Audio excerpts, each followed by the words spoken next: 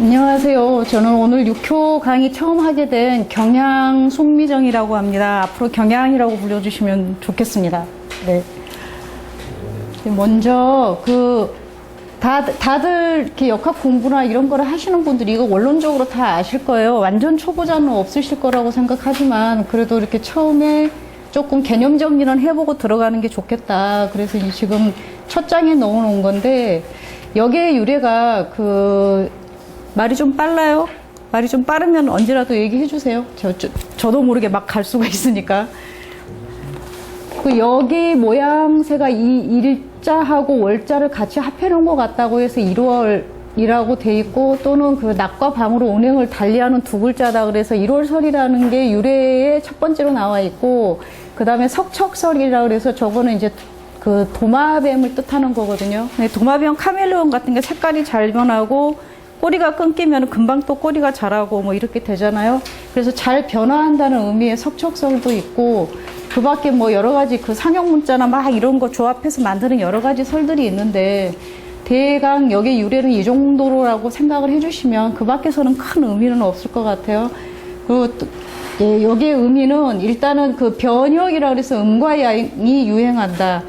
낮에 해가 뜨고 밤에 달이 뜬다 하는 그런 것처럼 음과 양과 음이 서로 흘러서 바뀐다라는 그런 뜻의 변혁이라는 뜻이 하나 있고, 그 다음에 교역이라는 것은 이것은 사귄다는 그런 의미도 있지만, 사귄다 그런 의미보다는 음과 양이 서로 대대한다라는 거, 마주보고 짝한다 이런 식의 의미의 교역이라는 의미가 또 하나 있고, 또 이 두 개가 변혁과 교역 속에서 일정한 질서와 법칙이 있게 어느 날에 해가 떠서 이틀 3일 가고 뭐 달이 떠서 3일 4일 가고 이런 게 아니고 늘상 어떤 규칙적으로 운행을 한다는 그런 질서와 법칙이 있다라는 면에서는 불역이라고 할 수 있다. 하지만 이 모든 건 자연적인 섭리죠. 애들도 알죠. 오늘 밤에 자고 나면 다음 날에 해가 뜬다. 아니면 뭐 낮이 지나고 나면 저녁 6시, 7시 정도면 해가 진다. 이건 누구라도 알 수 있는 섭리니까 간단하게 따를 수 있다라는 부분에서 요 간이라는 그런 의미도 같이 가지고 있습니다. 의미라기보단 그런 뜻이 있을 수 있다는 거죠. 그래서 이 역의 구분은 조금 저도 역학 공부를 할 때 좀 헷갈렸던 게, 어떨 땐 역경, 주역, 뭐지? 역은 뭐고 역경은 뭐고 주역은 뭐지? 이게 다 똑같은 말인가? 다 틀린 말인가? 이렇게 생각을 하잖아요. 근데 그런 것 때문에 제가 이제 초보 공부를 했었을 때 헷갈렸던 그런 것들이, 이런 걸 좀 개념을 잡고 알고 가면 좋겠다라는 것 때문에 제가 조금 구분을 해본 건데, 역이라는 것은 5000년 전에 문자가 없던 시기에 단순히 음효하고 양효만을 구분해서 그려놓은 거. 그러니까 음효, 양효라는 것은 이제 여러분들이 대강 요 정도는 아시죠? 이걸 양효라고 하고 이걸 음효라고 한다. 저 때는 문자가 없던 시기니까 사실은 말을 하거나 대화를 하거나 하는 것도 그냥 간단한 소리라든지 아니면 눈빛이라든지 몸짓이라든지 이런 걸로만 서로가 의사소통을 하던 때거든요. 그럴 때 그 문자가 없던 시기에 음효, 양효의 두 가지의 부호만 가지고, 그러니까 결국에는 이게 플러스냐 마이너스냐 이런 얘기예요. 이 상대적 두 개념만 가지고 뭔가를 표시를 했던 거죠.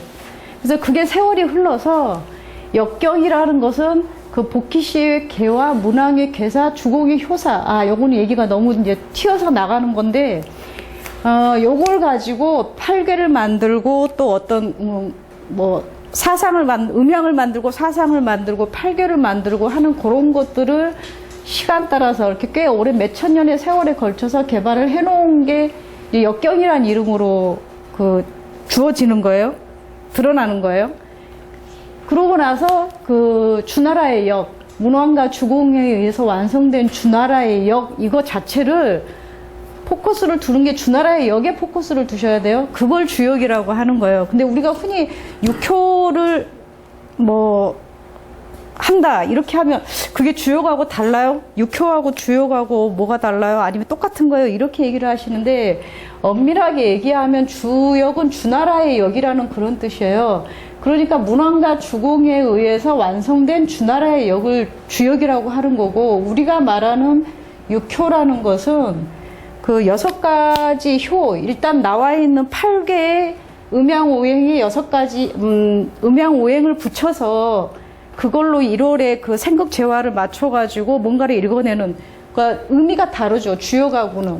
그래서 요 개념을 조금은 알고 가셔야 된다. 근데 6효는 주역적 원리, 그러니까 역학적 원리에 있는 거긴 하지만 우리가 통칭하는 6효라고 얘기를 하는 것은 그 점학에서 쓰는 6효란 말하고 주역이라는 거하고 조금 구분을 해둘 필요가 있다. 이해되세요? 이해 안 되시면 말씀해 주세요. 그래야지 제가 조금 더 설명을 하거나 아니면 저도 그 개념을 조금 더 잘 잡아야 될 필요가 있으니까. 그래서 어찌됐든, 요렇게 역을 구분을 해 주시고, 그 다음에 주역의 역사를 보면, 다음 페이지에 보면, 이렇게 연대를 만들어 놨어요. 이 연대를 만들어 놓은 이유는 굳이 6효에서 우리가 이런 연대 역사나 이런 것까지 알 필요가 있나라고 생각할지 모르지만, 여기에서 보듯이 이 역학이 나오기 시작한 게, 그러니까 복희 씨가 하도를 그려내고 8개를 만들어내서부터의 과정이 여기까지만 오게 되는, 공자까지 오게 되는까지만 해도 세월이 어마어마하다는 거 알 수 있죠. 그래서 우리가 이 6효나 뭐 이런 역학 공부를 한다는 거가 단순한 어떤 뭐 실리적인 걸로 돈을 벌기 위해서 무언가 간단하게 알아보기 위해서 이렇게라고 생각하실지 모르지만 이거는 어마어마한 역사를 공부하고 역사를 읽어낸다는 거. 그래서 적어도 이 정도의 역사는 알고 우리가 이 공부를 해야지 이 괴를 만들어내신 그 복희 씨 내지는 그 이후 그 성인분들한테 조금의 감사의 표현을 하는 그런 정도의 무엇이지 않을까. 저는 이제 좀 그런 생각이 들어서 제가 개인적으로 역사를 굉장히 중요시하게 생각을 해요. 그러다 보니까 적어도 우리가 이 6효를 할 때는 아니면 이 역학 공부를 할 때는 적어도 이 정도의 역사적 개념을 좀 가지고 계셔야 되겠다. 그리고 책을 읽어도 항상 이런 말이 나오죠. 사망오제, 하상주, 뭐 춘추전국, 요 진나라 때까지, 요 분서갱유 때까지 뭐 이렇게 하는 이런 얘기들 계속 많이 책에서 나오거든요. 그러니까 이제 이걸 보고 아 이런 얘기가 이런 얘기구나, 저런 얘기가 저런 얘기구나 하는 요 정도의 개념은 좀 가지고 가주셔야 되겠다. 그리고 사실은 여기서 뭐 할 얘기는 아니지만 이게 우리나라, 그러니까 동이족의 어떤 역사의 계보하고 굉장히 이렇게 맥을 같이 하기 때문에 나중에 역사 공부를 하실 때에도 이런 정도는 조금 알고 가시면 뭔가 듣고 이해하는데 훨씬 더 빠를 수 있어요. 그리고 이제 그 주나라의 역을 그 공자께서 최후의 집대성을 하시죠. 여기 10익이라고 있는데 이거 10익도 요 정도는 조금 뭐 구체적인 거는 몰라도 알고 계셔라.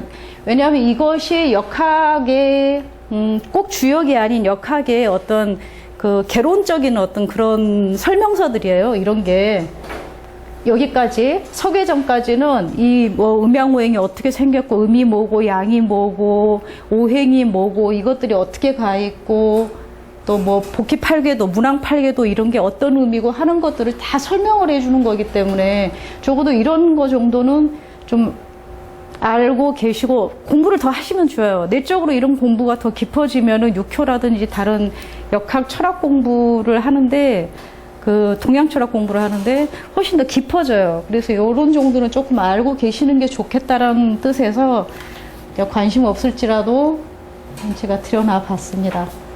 일단 이제 그 괴를 짓기 전에 우리가 이제 8개가 나오기 전까지 어디서부터 시작을 하냐면 보통 태극에서 그 음양이 나오고 음양에서 사상으로 가고 사상에서 8개로 간다 이렇게 얘기를 하죠.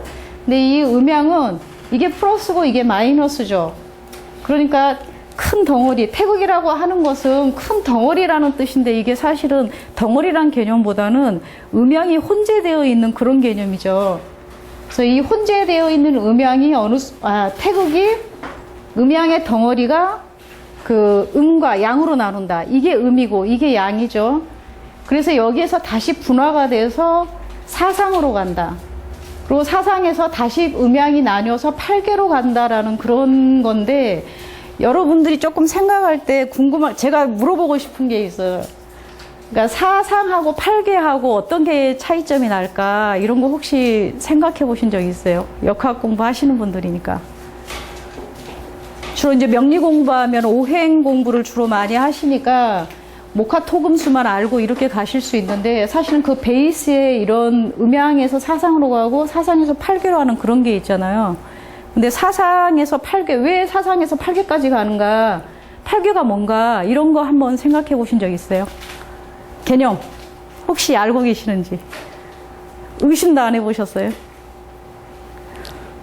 의심을 해봐야 되는데 저는 엄청 궁금하던데 왜 이 분화가 팔괘까지 가서 멈추는가? 그냥 선현들이 하셨으니까 따라가는 거예요. 일단 그 무겁고 어두움의 그러니까 무겁고 가볍고의 어떤 그런 것들 때문에 음양이 양과 음으로 나뉘죠. 이게 태극에서 혼재되어 있던 것들이 양과 음으로 나뉘죠. 그 다음에 양과 음에서 다시 사상으로 나뉘는데 이 사상이 이걸 상이라고 하고 이걸 괴라고 하는데 이유가 있어요. 재밌나? 이거 재미가 없으실까? 이거 재밌으라고 하는 건데 이 사상은요 상만 있어요. 상만 있다라고 하는 것은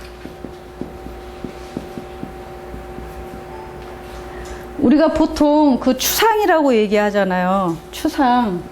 이렇게 이게 뽑아낸다라는 그런 뜻이죠.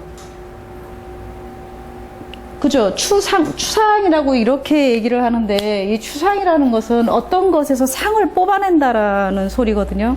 근데 그 상을 뽑아낸다는 것은 거기에 어떤 성격이나 뭐가 있다는 소리가 아니에요. 성격이나 이런 것들, 형상이나 이런 것들이 없어요. 형이 없다고. 그 상만 있다라고 하는 것은 그야말로 추상적인 어떤 그런 것을 뜻해요. 보통 우리가 숫자를 보고 1, 2, 3, 4, 5, 6, 7, 8 이렇게 쭉 가다 보면 숫자를 가져와 봐. 그러면 숫자 가져올 수 있어요? 숫자를 쓸 수는 있죠. 숫자 5. 네, 아주 멋진 패션이 됐어요. 숫자를 쓸 수는 있죠. 아니 괜찮습니다. 됐어요. 지우 귀가 만들어졌네. 예? 지우 귀가 자연이 만들어졌네. 네, 그렇다고 봅니다. 아주 이런 추상적인 그 형태 좋아합니다. 자, 그러니까 형이라고 하는 것은 구체적인 어떤 이런 게 있는 거죠. 형태가 있는 거를 형이라고 하거든요.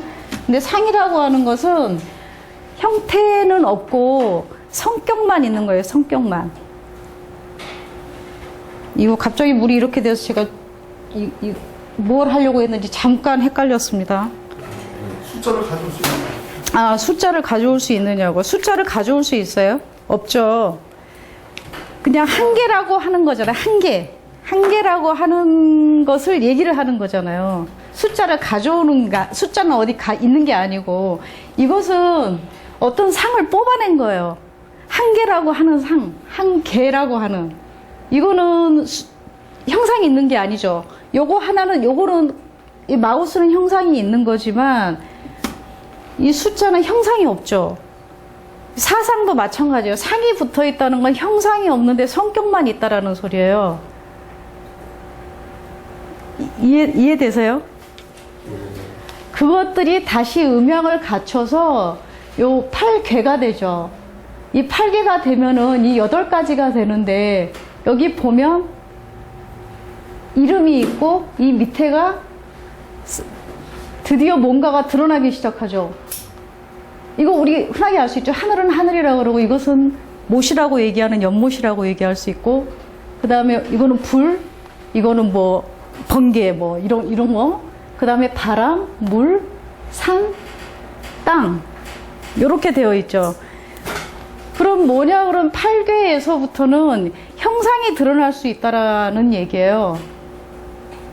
근데 이런 부분에 대해서 조금 생각들을 안 해보실 것 같아요. 그냥 있는 대로 받아들이지 말고, 왜냐하면 이건 나중에 이제 물상론하고도 물론 관련도 돼 있지만은, 우리가 동양 철학을 통해서 뭔가를 할 수 있다라고 하는 거는 구체적으로 다른 사람들의 운명의 미래를 맞춰가지고 대단하게 뭘 어쩌고 저쩌고 하는 거, 이거 굉장히 중요한 목표이긴 하지만, 결국에는 이 근원을 찾아가는 부분에 있어서 이런 식의 개념들은 상당히 많은 것들을 우리한테 시사해 줄 수 있는 거거든요.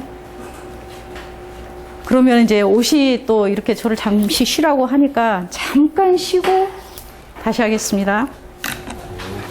좀.